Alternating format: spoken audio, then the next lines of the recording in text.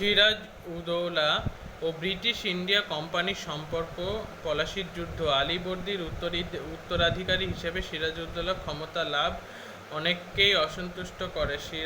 সিরাজের আত্মীয় অনেকেই এবং আলীবর্দী খানের বকশী বা সেনাপতি মীর জাফরও সিরাজের বিপক্ষে ছিলেন। তার পাশাপাশি ব্রিটিশ ইস্ট ইন্ডিয়া কোম্পানির সঙ্গে সিরাজের সম্পর্ক গোড়া থেকেই ভালো ছিল না। নবাব হওয়ার কিছুদিন পরে একের পর এক ঘটনাকে কেন্দ্র করে সিরাজের সঙ্গে কোম্পানির বিরোধ তৈরি হয়।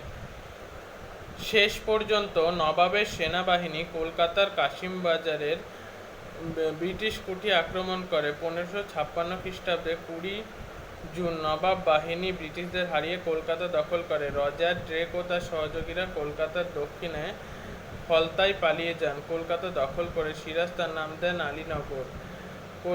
কোম্পানির কর্তা ব্যক্তি হলওয়েল প্রচার করেছিলেন যে কলকাতা দখল করে সিরাজ নাকি 146 জন ব্রিটিশ নরনারীকে একটি ছোট্ট ঘরে বন্দী করে রেখেছিল। তার ফলে অনেক বন্দী মারা যায়। এই ঘটনাকে অন্ধকূপ হত্যা বলা হয়। যদিও এই ঘটনা আদৌ ঘটেছিল কিনা তা নিয়ে বিতর্ক রয়েছে। ঐতিহাসিক অক্ষয় কুমার মৈত্রের অন্ধকূপ হত্যাকে অতিরঞ্জন বলে প্রমাণ করেছেন। যদিও কলকাতায় সিরাজের অধিকার বেশিদিন টেকেনি। দ্রুতই রবার্ট ক্লাইভের নেতৃত্বে একটি ব্রিটিশ বাহিনী 1757 খ্রিস্টাব্দের ফেব্রুয়ারি মাসে কলকাতা আবার দখল করে নেয়। ফলে ব্রিটিশ কোম্পানির সঙ্গে বাংলার নবাব সন্ধি করতে বাধ্য হন। আলীনগরের সন্ধির ফলে ব্রিটিশ কোম্পানি তার বাণিজ্যিক অধিকারগুলি ফিরে পায়। নবাব ব্রিটিশ কোম্পানিকে ক্ষতিপূরণ দেয়। তাছাড়া কলকাতায় নিজের দুর্গ তৈরি করা শুরু করে ব্রিটিশ কোম্পানি। এমনকি নিজেদের সিক্কা তৈরি করার ক্ষমতাও তারা পায়। বাস্তবে আলীনগরের সন্ধি বাংলার নবাবের পক্ষে অসম্মানের ও ব্রিটিশ কোম্পানির পক্ষে সুবিধাজনক হয়।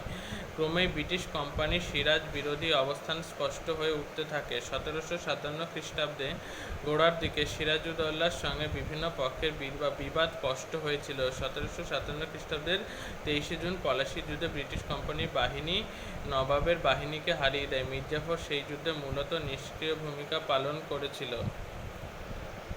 1760 খ্রিস্টাব্দের শুরুর দিকে রবার্ট ক্লাইভ ইংল্যান্ডে ফিরে যায়। সেই সময় ব্রিটিশ কোম্পানির অনেক কর্তা ব্যক্তি মীর জাফরকে ক্ষমতা থেকে সরাতে উদ্যোগী হয়েছিল। কোম্পানির অর্থনৈতিক দাবি মেটাতে মীর জাফর অপারগ ছিলেন।